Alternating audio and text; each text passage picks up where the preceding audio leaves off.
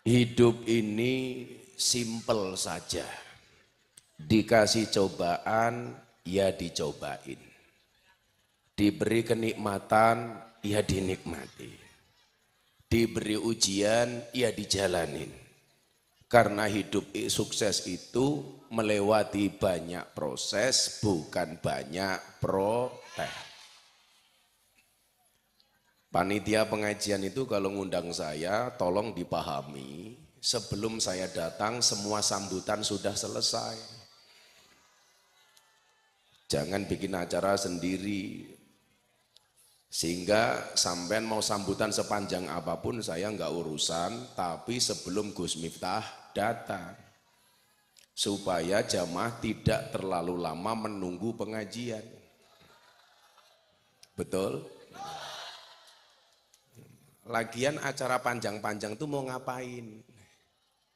Yang suka panjang-panjang itu cuman ibu-ibu saja. Nah, disitulah kemudian saya teringat dengan satu pertanyaan dalam bahasa Arab. Man as'adun nas? Siapakah orang yang paling bahagia? Man as'adun nasi? Siapakah manusia yang paling bahagia? Jawabannya adalah man as'adan nasa. Orang yang membuat orang lain bahagia. Orang yang paling bahagia adalah orang yang bisa membuat orang lain bahagia. Saya itu satu hari bisa hadir 45 pengajian. Ini saya pikir ini mau pengajian, apa lomba ceramah. Jadi besok lagi konco-konco Indramayu, kalau saya datang tolong nggak usah diselani pakai sambutan yang lain, langsung pengajian. Lagian saya tersinggung, kenapa kiainya keren, kopinya tutupnya pink, kan aku zizi. Ih. Mohon maaf Bu Bupati, saya itu baru buka puasa jadi belum ngopi. Karena saya punya prinsip utamakan ngopi, jangan utamakan janji. Karena manisnya kopi akan dapat kamu nikmati, tapi manisnya janji akan membuat kamu sakit hati.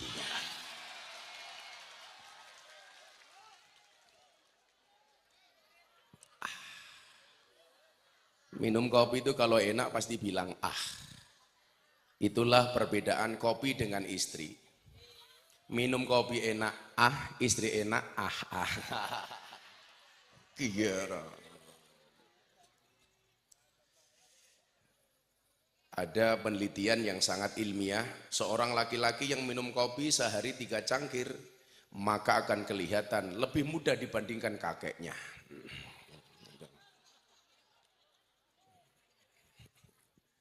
Bapak Ibu yang saya muliakan, sejatinya hidup itu hanya tentang memandang dan dipandang. Jangan hanya memandang dari yang terlihat saja. Yang dipandang belum tentu seindah yang tampak. Ada yang terlihat hidupnya bahagia, namun ternyata dia hanya menutupi kesedihannya, betul? Ada yang terlihat hidupnya selalu berkecukupan, padahal dia hanya pandai bersyukur atas nikmat Allah. Ada juga yang terlihat hidupnya tanpa ujian, padahal dia sedang menikmati badai ujiannya. Maka hidup itu hanya tentang memandang dan dipandang. Warga masyarakat lihat bupatinya enak. Kenapa Ibu Bupati enak? Iya, kemana-mana dikawal, ada protokol, hidupnya dijamin negara. Tapi tidak melihat kewajibannya. Sementara Ibu Bupatinya sendiri merasa hidup saya terpenjara oleh keadaan. Semuanya diatur oleh aturan. Lebih enak jadi rakyat biasa. Duduk di mana saja rasanya nikmat. Betul Bu? Coba kan duduknya asik, itu malah nggak pakai tikar. Yakin pulang pengajian little body, siliti gatal keleban wedi. Maka disitulah kita perlu memahami bahwa semua orang punya ujian masing-masing. Ayo, semuanya yang di sini duduk termasuk Banser. Banser duduk saja, kasihan yang di sana. Udah kalian duduk saja Mas Banser. Ingatlah mereka datang pengen melihat wajahku, tidak pengen melihat raimu ya.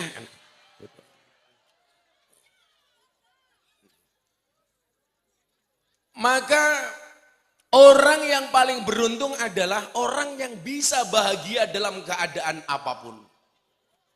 Jadi pejabat dia bahagia, jadi rakyat dia juga tidak. Bahagia itu kita yang buat, Bu. Bukan orang lain. Saya alhamdulillah di negara ini dari presiden sampai rakyat jelata saya kenal semua. Apalagi sekarang Gus Miftah dikenal sebagai AKBP. Aku kiainya Bapak Prabowo. Sorry ye. Ternyata apa? Ukuran kebahagiaan orang itu masing-masing. Sorry ya cangkemek. Sudah. Ukuran kebahagiaan orang itu masing-masing. Kemarin berangkat ke Indramayu, saya melalui Tegal, ngaji di Pemalang. Saya berangkat dari Jogja itu ngelewati pedagang cilok. Tahu cilok ya Pak ya? Apa cilok itu? Aci dicolok. Kalau celok, cewek dicolok, beda. Tangguh yang guyuk ya. Ini masih bujangan. Masa raine tua temen bujangan? Oh, anaknya sudah 2. Ya, mudah-mudahan pulang istrimu matang lagi ya. Saya bilang sama pedagang ciloknya begini. Pak, beli cilok. Dibungkuskan di plastik, saya tanya, harganya berapa Pak? 10.000. Saya kasih uang 500.000. Bahagianya minta ampun. Sujud syukur.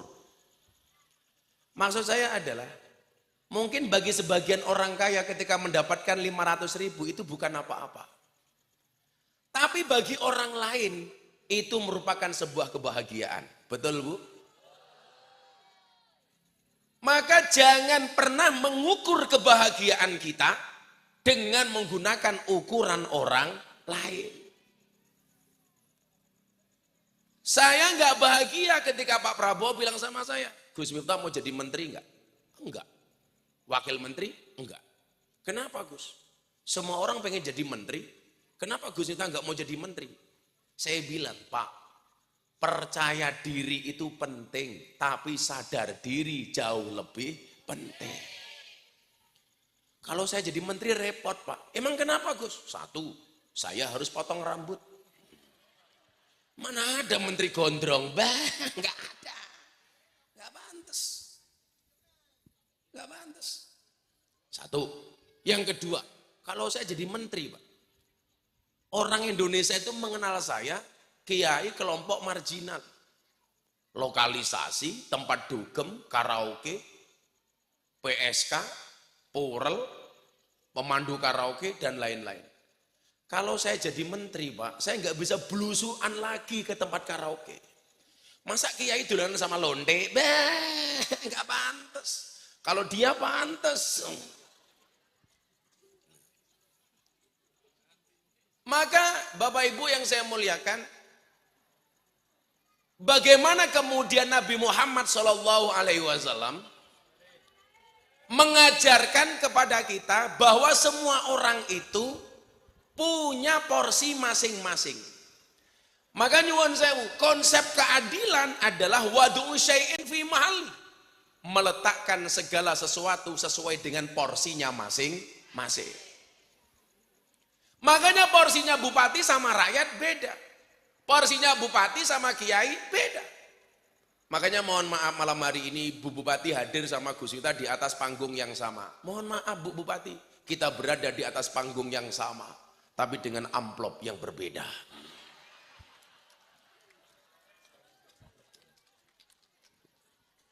Karena porsinya beda. Wada'u syai'in fi mahalli. Tanggung jawab itu tergantung porsinya. Maka sesuatu akan indah manakala sesuai dengan porsi masing-masing. Contoh, rambut ini kelihatan indah. Kenapa? Karena berada di atas kepala. Begitu rambut jatuh dari kepala, sudah nggak kelihatan indah, Pak. Contoh, rambut jatuh di makanan. Banyak orang yang gagal makan gara-gara melihat rambut di dalam makanan. Ini baru rambut, belum gigi. Untune tiba ning pakanan. Seenak-enaknya makanan, pasti kita nggak jadi makan. Di Jogja itu pernah kejadian, Mbah Kiai kampung mimpin tahlilan. Selesai tahlilan dikasih makanan rawon. Mbah Kiainya maju duluan. 10 menit dia aduk-aduk rawon nggak pergi-pergi. Yang di belakang nanya, Mbah, kok suwe temen? Yang sabar, saya belum selesai. Kenapa Mbah? Gigine nyong tiba.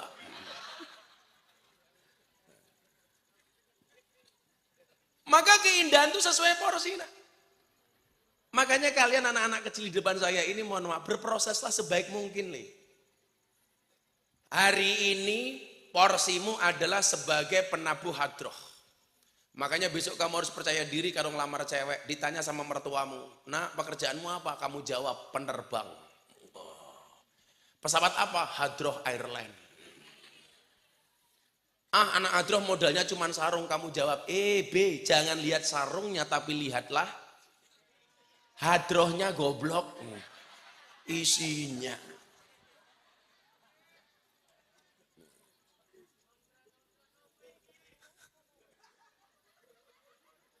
Makanya kemudian kita diperlihatkan porsinya masing-masing. Contoh umpamanya, Nabi itu punya 4 sahabat yang istimewa. Siapa saja mereka Bapak Ibu? 1, Abu Bakar. 2, Sayyidina Umar. Sayyidina Utsman. Sayyidina Ali. Ini punya porsi masing-masing. Kehebatan Nabi Muhammad mendapatkan support sistem dari orang-orang di sekitarnya sesuai dengan porsinya masing-masing. Soal kebijakan ada di Abu Bakar. Soal di keberanian ada di Umar. Soal kekayaan ada di Utsman. Soal kecerdasan dan ilmu pengetahuan ada di Sayyidina Ali. Ini menunjukkan apa? Superioritas Kanjeng Nabi didukung dengan super tim yang baik. Makanya kalau Indramayu ini pengen maju, harus ada super tim. Saya selalu bilang, sehebat-hebatnya Superman kalah sama super tim. Lagian Superman itu goblok. Apa bentuk gobloknya? Badannya besar tapi bajunya es.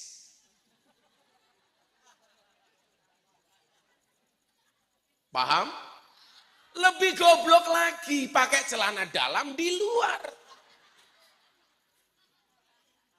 Yang paling goblok siapa? Yang nonton. Tahu orang goblok kenapa ditonton?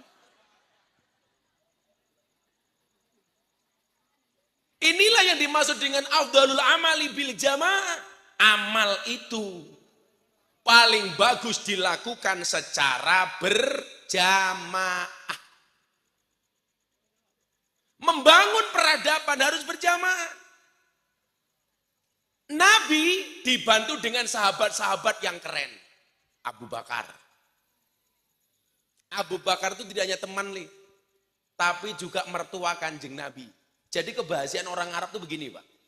Kebiasaan orang Arab itu, kalau punya anak cantik perempuan, dia kok menghargai temannya, itu biasanya ditawarkan untuk dinikahi temannya.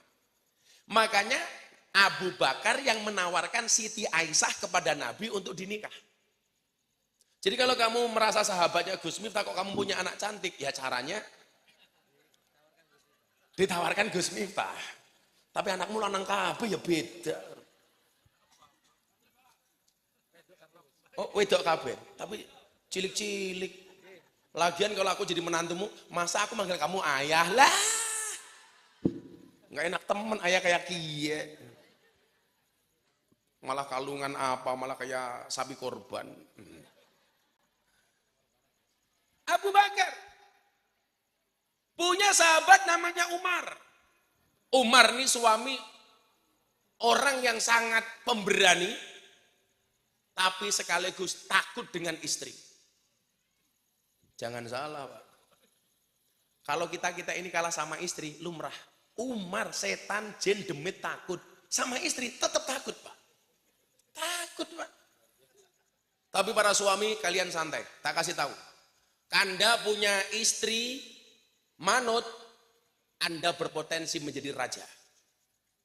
Anda punya istri galak, Anda berpotensi menjadi wali. Kok Anda punya istri kadang-kadang manut, kadang-kadang galak, insya Allah raja wali. Wah.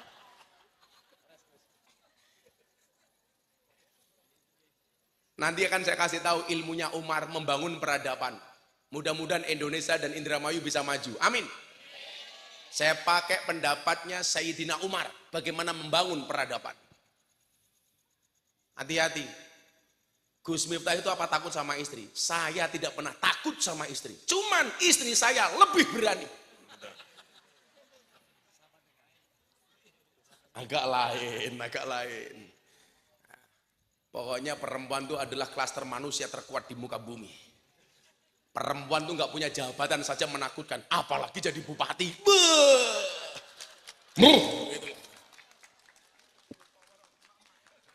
Laki-laki itu menang sama istri cuma sekali tok. Kapan? Lebaran hari pertama di pagi hari. Saat itu perempuan baru tunduk sama suami. Siang dikit, wani-mani. Makanya kalau pagi-pagi itu istri sungkeman, Pak, itu satu momentum yang sangat saya nikmati. Abah, saya minta maaf ya, modar ya. Karena siang dikit, Pak, kita dijajah lagi, Pak. Ciri-ciri perempuan yang suka menjajah suami, ciri-cirinya adalah jilbabnya coklat.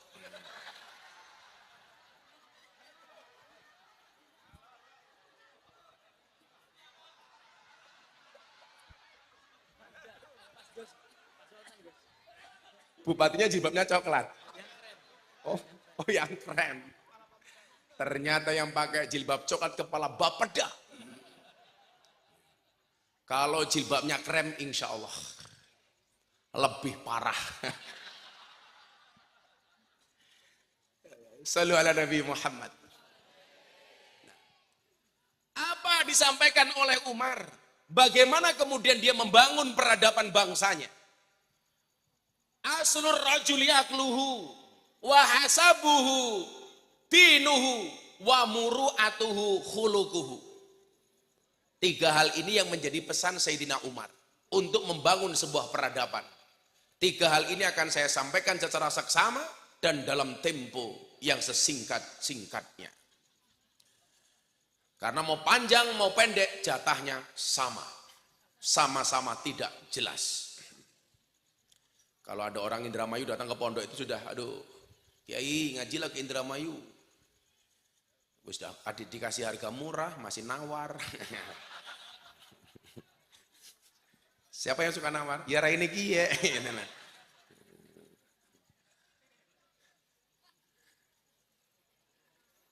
Aslur rajuli akluhu. Pangkal keutamaan seseorang itu adalah akalnya. Ini berbicara tentang pendidikan. Sebuah daerah pengen maju, hal pertama yang perlu diperhatikan adalah pendidikannya. Itulah kenapa APBN memberikan porsi yang paling besar terhadap Kementerian Pendidikan. Kayak kamu mani cangkeme. Iki nutupi rasa maju-maju. Kamu lenggah baik iya.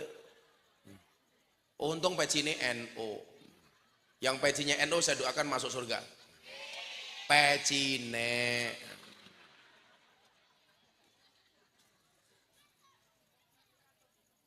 Aslur rajuli akluhu. Pangkal keutamaan seseorang itu adalah akalnya. Akal itu terkait dengan pendidikan. Dalam Hasanah Nahdlatul Ulama ada bahasa demikian. Al ilmu La yudrakuhu illa bitta'allum wal barakatu la tudrikuhu illa bil khidmah. Ilmu itu tidak akan pernah kamu dapatkan kecuali dengan belajar. Barokah tidak akan pernah kamu dapatkan kecuali dengan pengabdian. Pengen pinter, belajar. Pengen pinter, ngaji. Artinya apa? Di Indramayu nggak ada lagi anak yang putus sekolah. Setuju? Itu ngapa maning? Ini pengajiannya asik temen ya. Kayaknya lebih semangat ngaji, truknya lewat. Ini pengajian paling horor sedunia.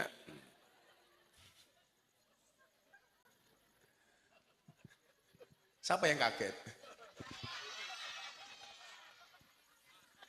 Ya Allah, saya ngarep son lemu ya kagetan.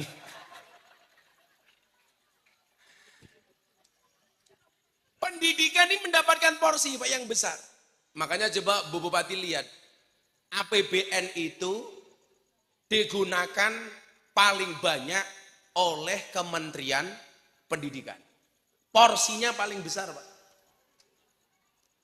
Karena negara ini paham, kalau negara ini pengen maju, ya warga masyarakatnya, rakyatnya harus berpendidikan. Makanya saya itu nggak putus kuliah. Saya dulu putus kuliah, hampir skripsi, karena saya nggak seneng dengan dekannya, bukan nggak seneng, saya nggak disenangi sama dekannya, saya tinggalkan bangku kuliah. Saya waktu itu cuma bilang, saya akan buktikan saya bisa sukses walaupun saya nggak punya ijazah sarjana. Akhirnya saya tinggalkan bangku kuliah, padahal tinggal skripsi tok. Waktu itu saya harusnya mendapatkan gelar SAG, sarjana agak gimana. Ternyata benar, tanpa ijazah S1 saya sukses. Begitu saya sukses, saya malu ketika pengajian di Malang. Anak kecil seperti ini maju ke panggung. Nak, kamu kalau besar pengen jadi apa? Saya pengen besar seperti Gus Miftah. Kenapa nak? Enggak lulus kuliah saja bisa sukses. Saya malu Pak. Akhirnya waktu itu saya putuskan saya kembali melanjutkan pendidikan saya. Alhamdulillah saya dapat gelar S1. Gelar saya SPD, sarjana penuh dosa. Sarjana pendidikan.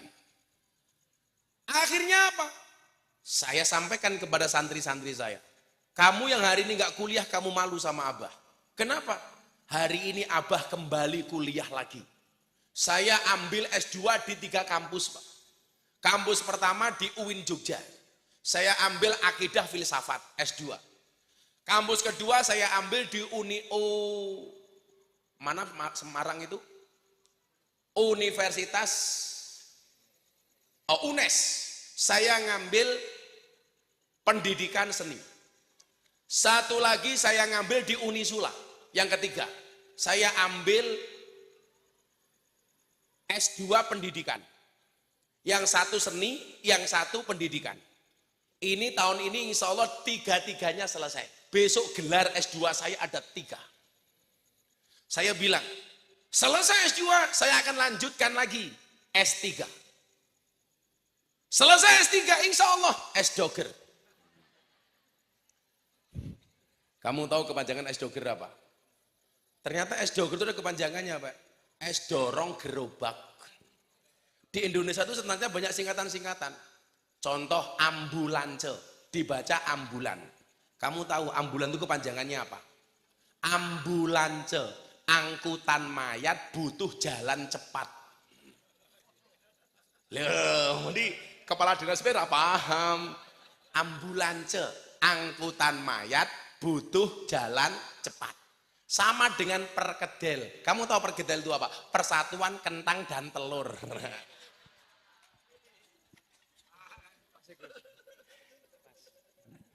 Kok kamu bilang pas? Ya emang bener kok, pas gimana itu loh.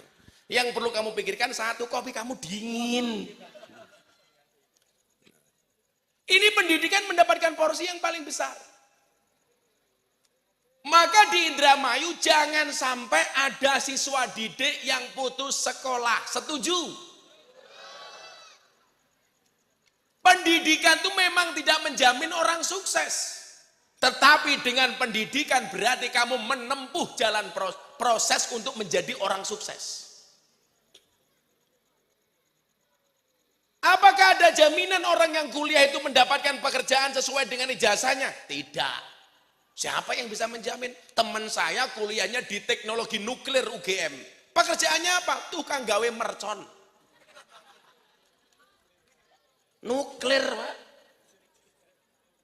Saya kalau ngomong mercon ingat di Malang itu. Rumahnya meledak, akhirnya badannya hancur. Kepalanya di atas, kakinya di bawah. Gara-gara mercon.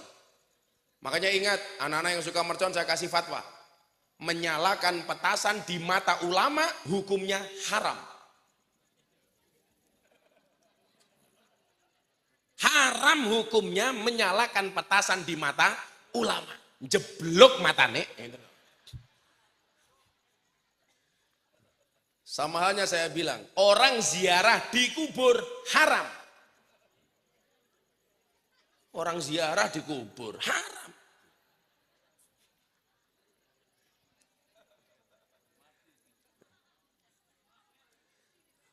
Mendoakan orang mati haram. Matio itu haram hukumnya.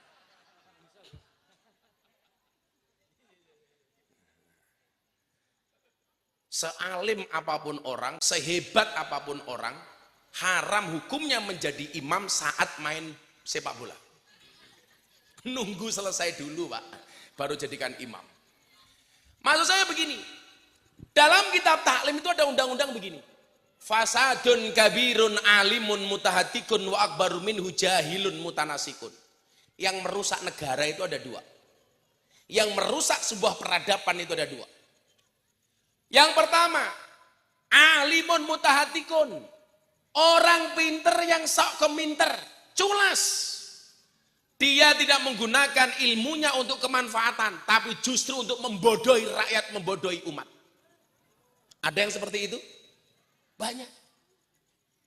Pejabat-pejabat yang suka korupsi itu rata-rata pejabat yang pinter apa pejabat yang goblok? Yang pinter apa yang goblok? Pinter tapi mutahatikun, culas, zalim. Saya kemarin ditanya, kenapa sih Bah kok masih banyak pejabat yang korupsi? Yang salah itu guru TK. Gara-gara masuk TK diajari cerita judulnya Kancil Nyolong Timun. Apa coba pentingnya cerita Kancil Nyolong Timun? Karena TK-nya diajari cerita Kancil Nyolong Timun, maka begitu jadi pejabat pekerjaannya maling seperti kancil.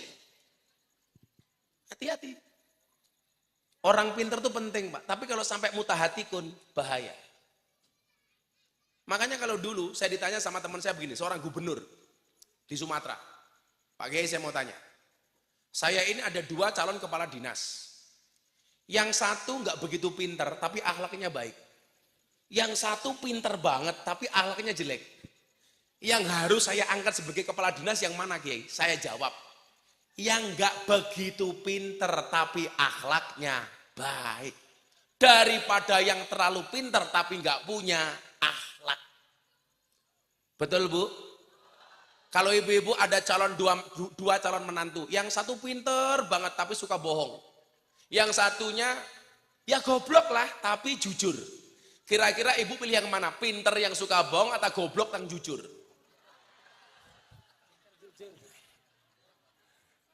Atau sekarang bikin aja pertanyaan saya lebih mudah lagi. Ibu, Anda pilih suami yang model apa?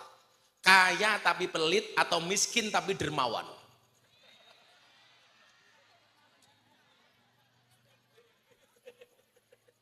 Pilih mana Bu? Kaya tapi sing takon sapa? Sekarang yang bapak-bapak saya tanya, Pak kalau disuruh milih Anda pilih yang mana? Istri cantik tidak solehah atau jelek tapi solehah? Modar aku ya. Jawaban ketua panitianya cantik dan soleha. Pasti yang dipilih yang gak ada opsinya. Maksud saya apa? Hidup itu berdasarkan kenyataan, bukan berdasarkan keinginan. Urip kuwi sak nyatane, ora sak karepe. Kalau ibu-ibu punya suami gak ganteng-ganteng banget, kalau mau tidur tolong jangan pernah membayangkan suami seganteng saya. Nikmati saja suamimu di rumah apa adanya. Lah rupanya kayak kie, bayang inyong, ya nafsu.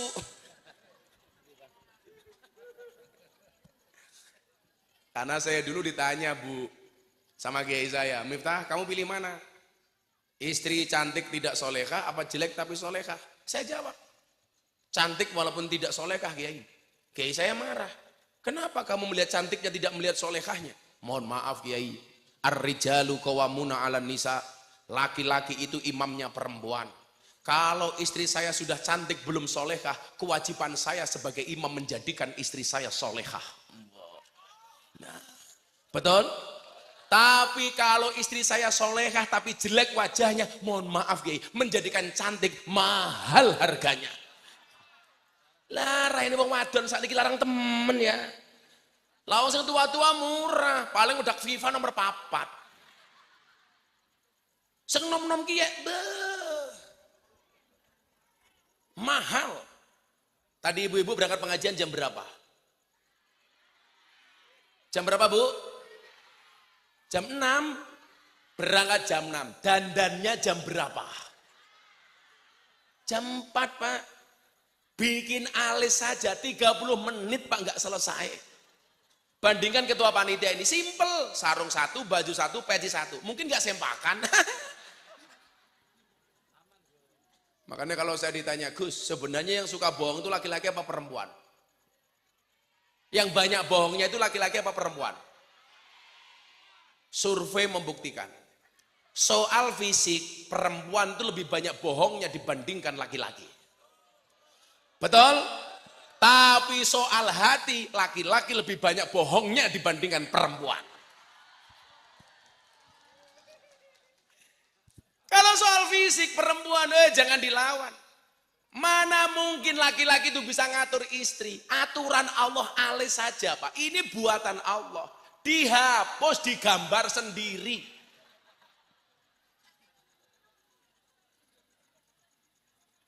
Saya punya teman Madura Ustadz. Istrinya, ya Allah, alisnya kayak celurit Bu.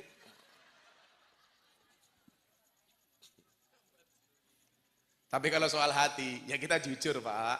Laki-laki lebih banyak bohongnya. Yora matane, inyong bae ho. Asli. Tapi tetap kalah Pak. Perempuan itu mampu menyimpan dua pria di dalam satu hati. Ya. Tapi ingat, walaupun perempuan bisa menyimpan dua pria di dalam satu hati, laki-laki bisa membeli tanpa harus mencintai. Wow. Karena istri tuh Pak, kalau suami terlalu jujur, malah nggak seneng. Ya bohong-bohong dikit malah dia seneng. Contoh di jalan habis ketemu cewek cantik kita nggak ngapa-ngapain. Kamu dari mana Mas? Dari jalan ketemu siapa? Jujur, cewek cantik. Marah apa enggak? Marah. Kamu dari mana Mas? Dari jalan ketemu siapa? Anak hadroh. Marah enggak? Jujur marah, bohong nggak marah. Maka lebih baik para istri kita bohongi.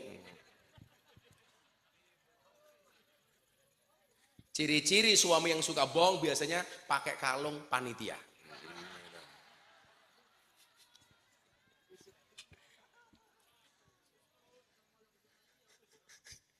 Iki sing nganggo panitia ya lemune kayak kiye.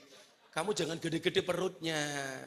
Survei di rumah sakit membuktikan laki-laki yang perutnya besar biasanya burungnya kecil. Lah itu kecil itu.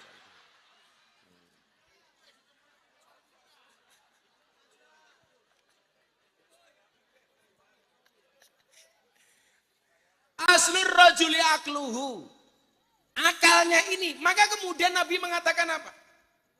Thalabul ilmi faridatun ala kulli muslimin wa muslimatin. Karena akal dan pendidikan itu menjadi penting, maka Nabi mewajibkan kita untuk belajar. Dan yang perlu diingat, Wajibnya itu adalah berangkat ngaji, bukan pinternya. Yang wajib itu ngajinya apa pinternya? Pinter tuh hukumnya wajib apa enggak? Kalau pinter tuh hukumnya wajib, berarti orang bodoh itu dosa terus. Kalau kita ngaji nggak paham, kalau sampai pinter itu wajib, maka orang nggak paham itu dia berdosa. Ternyata yang diwajibkan oleh Nabi itu bukan alimnya, bukan pinternya, tapi tolabul ilminya. Sejak kapan dia harus tolabul ilmi? Minal mahdi ilal lahdi. Dari buayan sampai ke liang kubur. Itulah alasan kenapa Mbah Mudin NU itu kalau ada orang mati ditalkin. Betul Bu? Di sini yang biasa nalkin namanya apa? Lebih. Siapa? Solikin. Oh Sodikin. Kin anakmu kin. Di wonge. Umpamanya sing lemu kiye mati. Arane siapa? Arane siapa jenengmu? Rijal. Rijal itu artinya laki-laki. Laki-laki. Kelihatan kok kamu laki-laki. Minal mahdi ilaladi itu salah satunya apa? Begitu Rijal mati, dituntun talqin oleh Mbah Sodikin. Begitu dimasukkan liang lahat, diadani. Kemudian ditanam, dikasih tanah. Teman saya Muhammadiyah tanya, Gus, orang NU itu kenapa sih kalau ngubur jenazah pakai diadani? Kenapa nggak langsung saja? Nanti kalau jenazahnya bangun bagaimana? Saya jawab, kamu itu lucu. Jenazah mati diadani kok bangun? Orang Indramayu dengar adzan subuh nggak bangun. Talqinnya itu bagaimana, Li? Begitu dia mati, ya Rijal. Umpamanya sing mati almarhum Rijal. Mesti apa temen dia? Yen nono malaikat loro teko marang sliramu. Takon marang sliramu, ya Rijal man robbuka, sopo pangeranmu? Jawaban Allahu Rabbi. Waman nabiyuka, sopo nabimu? Jawaban Muhammad Nabi. Itu adalah pertanda bahwa ketika orang berada di liang lahat masih punya kewajiban untuk menuntut ilmu. Makanya Nuaiman ketika mati, yang berkenan menguburkan Nuaiman sahabatnya Nabi siapa? Nabi sendiri, Pak. Nuaiman itu sahabat Nabi yang paling lucu, Pak, paling kocak. Tapi dia sukanya minum alkohol. Minum alkoholnya itu selalu di sampingnya Nabi. Tujuannya satu, supaya langsung dihukum sama Nabi. Jadi begitu dia minum, langsung dipukul sama Nabi. Ini orang yang paling pintar membuat seneng Kanjeng Nabi. Satu ketika Kanjeng Nabi sakit, Nuaiman tahu Nabi itu sukanya kambing, daging kambing. Nuaiman pergi ke pasar, beli 2 kambing. Ketemu penjual kambing, Nuaiman bilang, kambingmu saya beli. Ketika dimintain uang, uangnya mana Nuaiman? Benar kambing yang beli saya, tapi yang nanti yang bayar Kanjeng Nabi. Akhirnya kambing ini dibawa ke rumahnya Nabi. Diketuklah pintu rumah Nabi. Ya Rasulullah, saya datang membawa hadiah dari Nuaiman. Begitu dibuka, ada kambing 2. Menerima hadiah kambing dari Nuaiman, Nabi langsung hilang sedihnya, Pak. Dia langsung tersenyum. Begitu kambing diberi, penjualnya nggak pergi-pergi. Kanjeng Nabi nanya, kenapa kamu nggak pergi? Mohon maaf Nabi, kambing ini memang hadiah dari Nuaiman. Tapi kata Nuaiman, yang bayar Nabi sendiri. Apakah Nabi marah? Enggak, Pak. Dia tersenyum dengan kelakuan si Nuaiman. Ada lagi, Pak. Pagi-pagi Nuaiman bawa penjual makanan. Kata, ya makanannya kayak gini lah, jelek kayak gini lah. Isinya apa ya? Masa kayak suguhannya, ya Allah, roti 500. Martabak segini berapa? 500. Kalau ini kacang ya sisa lebaran. Jadi aduh jatuh. Jadi kalau ada martabak seperti ini, cabenya kecil, saya ingat kamu sama istrimu. Kan istrimu kecil toh. Kalau malam Jumat ada cabai di atas martabak. Si Rijal ini loh. Bentuknya lucu. Semoga Rijal panjang umur. Amin. Orang sedunia mati, Rijal hidup sendiri. Amin. Pagi-pagi Jal, Nabi itu datangi sama Nuaiman bawa penjual makanan, Pak. Makan bareng. Begitu makan bareng, selesai, Nuaiman pergi. Dipanggil sama Nabi, Pak. Nuaiman, kok kamu pergi? Kan makanannya belum kamu bayar. Apa jawaban Nuaiman? Ya masa hamba kok bayarin Nabi? Kan gak pantas. Sama halnya lah Rijal makan sama Bu Bupati. Masa sing bayari Rijal? Kan ora pantes. Kan potongan kayak kiaran duit-duit. Wong raine baik kayak kotak infak. Wah. Maka bentuknya kayak celengan. Apakah Nabi marah? Enggak, Pak. Makanya kita hidup itu jangan terlalu serius. Dibuat bercanda saja. Ada waktunya serius, ada waktunya bercanda. Begitu Nuaiman mati, ini ngomong tadi minal mahdi ilal lahdi. Siapakah yang berkenan memakamkan si Nuaiman? Nabi sendiri, Pak. Nabi yang memandikan, yang mengkafani, yang mensolatkan, yang menguburkan. Wallah, kulit yang pernah tersentuh oleh kulitnya Nabi haram disentuh oleh api neraka. Nuaiman. Begitu jenazah selesai dikebumikan, Nabi bilang begini sama sahabatnya, tolong kalian semua pulang. Nabi nggak pulang, enggak. Saya pengen mendengarkan percakapan Nuaiman dengan malaikat Munkar dan Nakir. Karena salah satu mukjizat Nabi itu apa? Bisa mendengarkan percakapan alam kubur.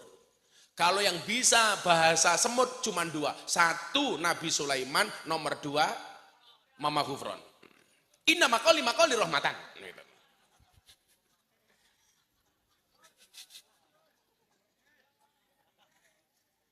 Begitu Munkar Nakir datang, dua sosok malaikat yang sangat menakutkan. Kalimat pertama dari Munkar Nakir kepada Nuaiman apa, Pak? Assalamualaikum ya ahlal jannah. Masya Allah.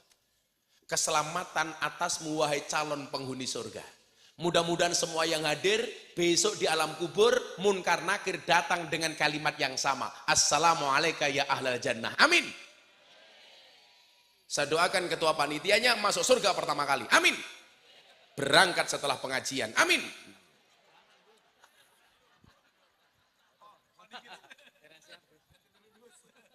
Kata dia, belum siap Gus. Umur kamu berapa? 42. Rijal berapa? 26. Kok raimu tua temen ya? Santai aja. Rijal 26. Pak siapa namanya? Jaharudin 42. Santai saja, mati itu syaratnya tidak harus tua. Maka walaupun Jaharudin lebih tua dibandingkan Rijal lebih muda dibandingkan Jaharudin, insya Allah yang mati Jaharudin duluan.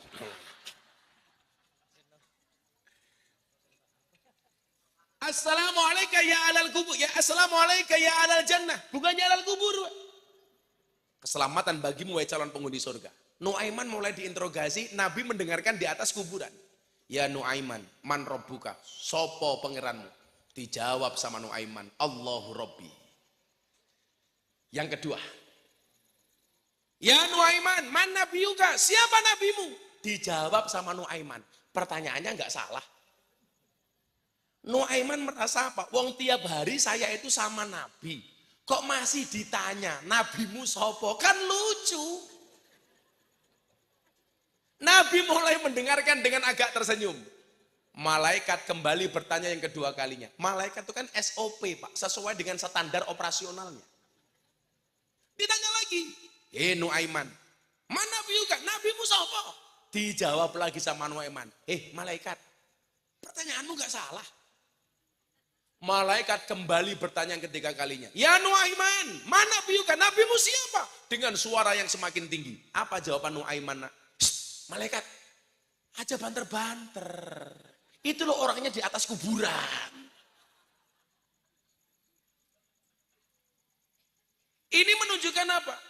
Bahwa orang belajar itu sampai ilal lahdi. Minal madi, dari ketika digendong oleh ibunya sampai mati. Makanya Nabi mengatakan tolabul ilmi faridoh. Kembali kepada aslur rojuli akluhu. Kepada masalah pendidikan. Tolong Bu Bupati, pendidikan diniyah diperhatikan. Setuju? Lebih diperhatikan. Baik madrasah diniyah maupun TPA, TPQ. Kita itu kadang-kadang mohon maaf, agak diskriminasi dengan pendidikan diniyah. Sekolah dapat bos, guru-gurunya dapat tunjangan, sementara guru diniyah kadang-kadang kasihan. Termasuk lebih itu siapa? Mbah Moden yang ngurusi orang mati. Tolong diperhatikan, itu orang penting. Polisi itu penting, tentara itu penting, bupati penting, lebih nggak kalah penting. Buktinya apa? Polisi mati sing bungkus apa? Lebih. Bupati mati sing bungkus apa? Lebih. Rijal mati sing bungkus siapa? Lebih. Lebih mati, bungkus dewek.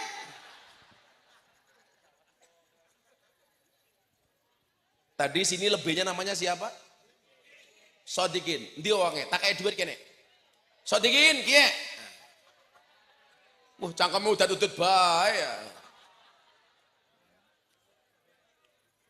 Itu lebih.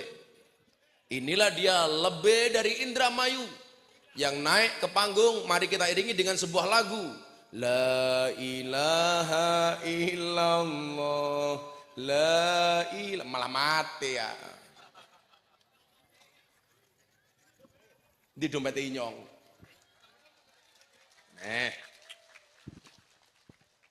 Namanya siapa? Sodikin. Oh Sodikin, ya Allah. Sama persis dengan nama penyanyi campur sari yang sudah meninggal. Cak Dikin. Cak Dikin itu namanya Muhammad Sodikin.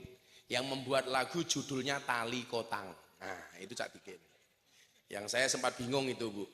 Bingungnya kenapa? Dulu Didi Kempot itu membuat lagu stasiun balapan. Inspirasinya gara-gara kalau dari Jakarta itu naik kereta turunnya di stasiun balapan. Jadi lagu judulnya Stasiun Balapan. Ada musisi namanya Gesang membuat lagu judulnya Bengawan Solo. Gara-gara dia senangnya nongkrong di pinggir Bengawan Solo. Denny Caknan bikin lagu Kartonyono Medhot Janji. Karena setiap hari dia melewati Tugu Kartonyono. Nah saya tanya sama Cak Dikin, kamu bikin lagu judulnya Tali Kotang, inspirasinya apa? Nongkrong neng ngendi sing dideleng apa? Sodikin. Jadi lebih udah berapa tahun Mbak Sodikin? 6. Pakai mic 6 tahun? 6 tahun ya Pak. 6 tahun. Jadi lebih sampai rambutnya putih kabeh ya. Sodikin umurnya bira Pak Sodikin? 52. 52. Kok Rene itu temen ya? Ada pengalaman paling horor nopo Mbah ketika menjadi lebih? Banyak Pak. Apa? Contohnya satu saja.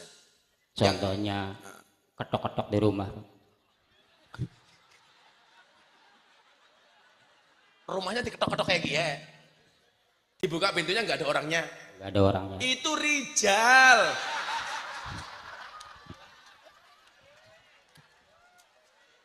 Anak maning. Banyak Pak. Apa? Kadang-kadang di rumah saya belum datang tahlil. Kadang-kadang istri saya suka kelihatan saya. Hati-hati bojone Rika dikeloni ya. Jujur Mbak Mudin, Mbah Lebih. Kalau ada orang mati, kan biasanya sampean disangoni. Jujur, amplopnya isine pira? Jujur baik. Biasanya pira? Perlu jujur Pak. Jujur saja, biar Bu Bupati tahu. Ya, mayoritas itu Pak. Berapa? Ya kadang-kadang orang kaya 100 Pak. Orang kaya 100. 100. Oh, orang kaya ini bajingan. Orang kaya. Kalau yang kaya 100, yang miskin berapa Mbak Lebih? Ya 20, 50 kadang-kadang Pak. Kasihan sekali kamu lebih. Kamu pilih tak kasih dolar apa tak kasih rupiah? Dolar. Masa tahu dolar? Mbah Modin dolar. Lebih. Mbah Lebih Sodikin pernah dikasih amplop sama keluarga almarhum. Tak pikir langsung pulang. Ternyata pamit masuk ke toilet. Izin mau ke toilet dulu. Saya pikir kebelet ngising, ternyata orang ngintip di sini amplop. Isinya pira ya? Sabar ya Mbak Sodikin, tak kasih 500.000. Amin, amin ya Allah. Amin. 5. Untuk beli apa?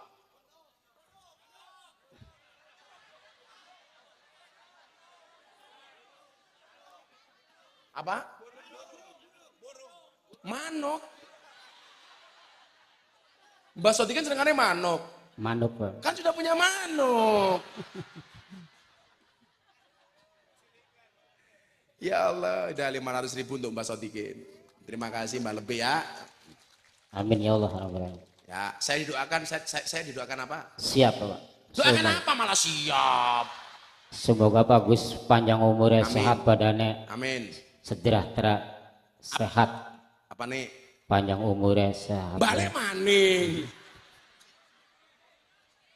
Moga-moga bagus, karirnya bertambah dan bertambah juga bertambah, sekali lagi bertambah Pak. Tambah apa nih? Tambah ilmunya, ada tambah umurnya semuanya. Amin. Amin. Istrinya? Kan di Indramayu katanya banyak RCTI. Randa cilik turunan Indramayu. Iya kayak Betul, gitu. betul. Makasih Mamutin ya, Mbak Lebih ya. Ya Allah, ngimpi apa 500.000. Ya saya tak minum degan dulu. Apa kene bae 500.000 lu nggak keperiman.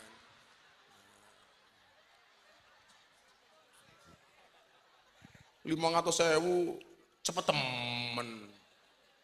Ngurusi jenazah bae sedina sewengi 20.000. Sing sugih kebangetan temen. Bungkus jenazah nganti ngubur 100.000. Ora mati kon bungkus dewek. Yo, 50.000. Ih, jenggote telu tok. Ayo le, selawatan le. Ayo, selawatan dulu. Nanti sangoni bocah adoh. Selawatan dulu. Lagunya apa? Iwa bandeng ono iwa sepat Sodikin ireng muga-muga bojone sehat papa. Lagunya apa? Emang vokalisnya Rijal? Nggak meyakinkan kamu? Loh. Masa vokalis wajahnya kayak Gupolo? Apa lagunya le? Apa lagunya apa? Malah bingung.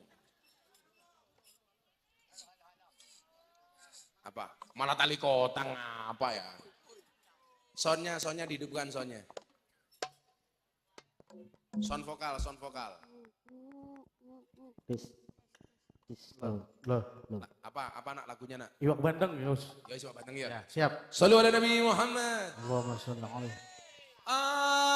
Allahumma salli wa sallim ala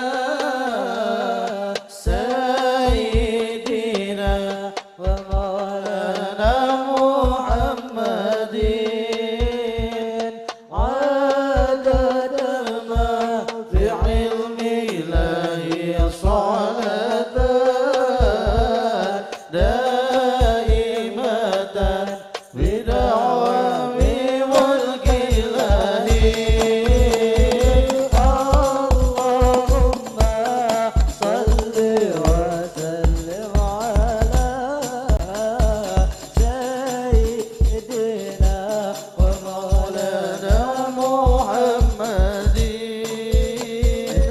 adada ma fi ilmi ilahi salatan daimatan وعميم الإله Ewa bandeng ana ewa sepat percuma ganteng ora gelem sholat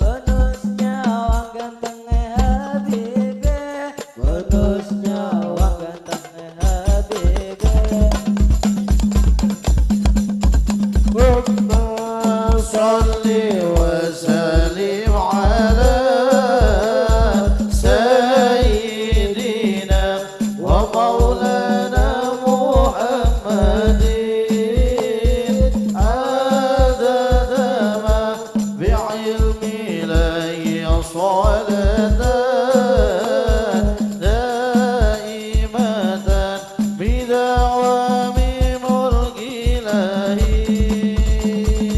Sallu ala Nabi Muhammad. Allahumma sholli ala. Vokalisi kayak kurang mangan ya. Makan dulu gitu loh kalau selawatan. Sangoni bae. Sangoni pira? Tak. Wis 500 bae tuku bakso ya.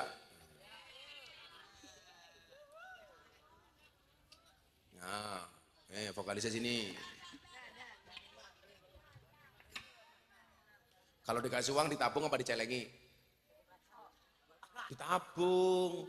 Makanya ada istilah bayi tabung, nggak ada bayi celeng ya.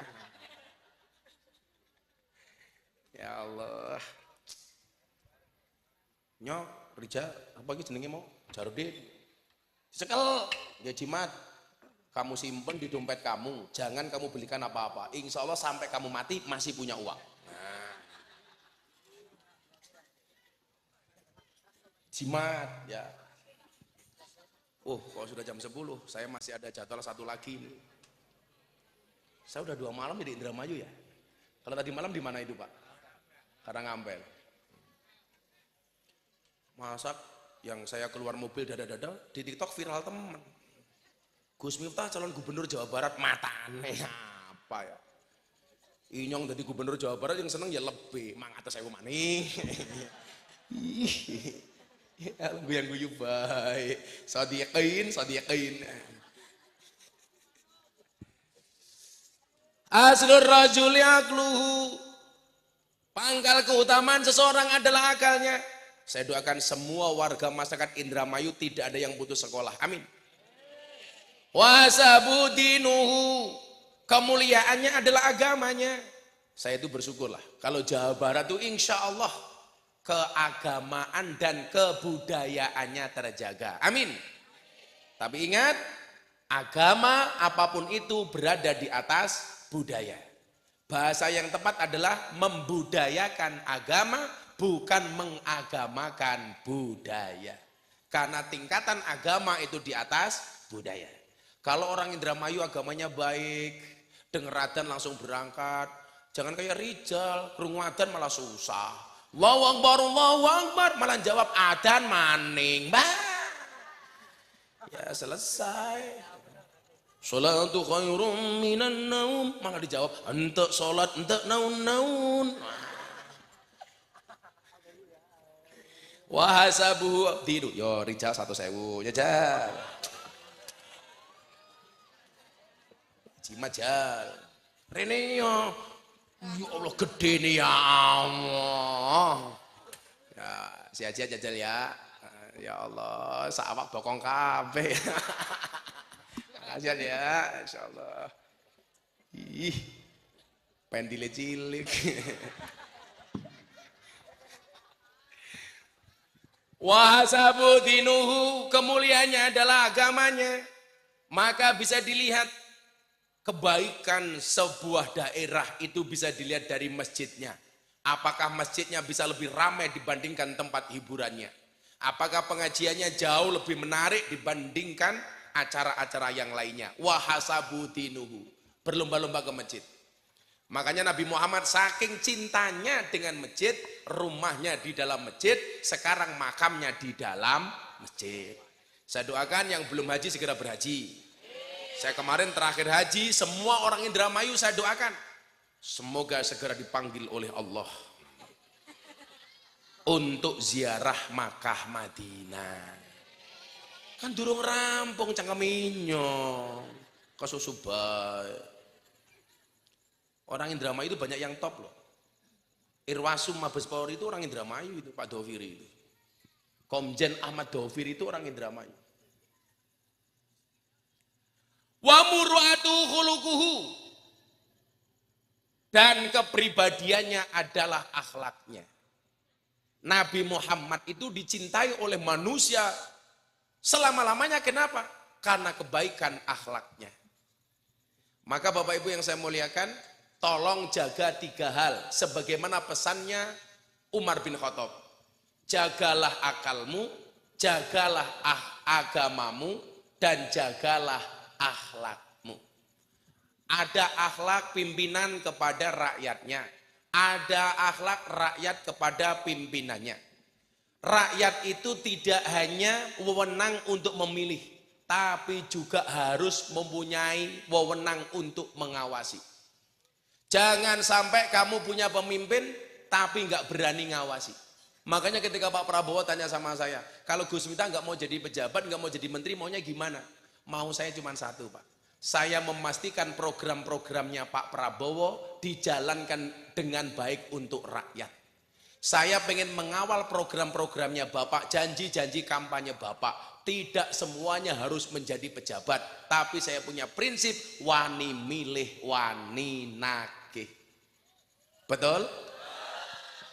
Contoh umpamanya besok di Indramayu program makan siang gratis. Akan kita lihat apakah program ini bisa berjalan dengan benar. Saya mencintai Pak Prabowo, saya bilang. Makanya saya tidak mau programnya Pak Prabowo ada yang gagal. Makanya Pak Prabowo menang karena programnya pas. Makan siang gratis, minum susu gratis. Makan siang gratis disukai oleh anak-anak, susu gratis disukai oleh sodiqin. Yang guyu bae. 500.000. Sudah jam 12.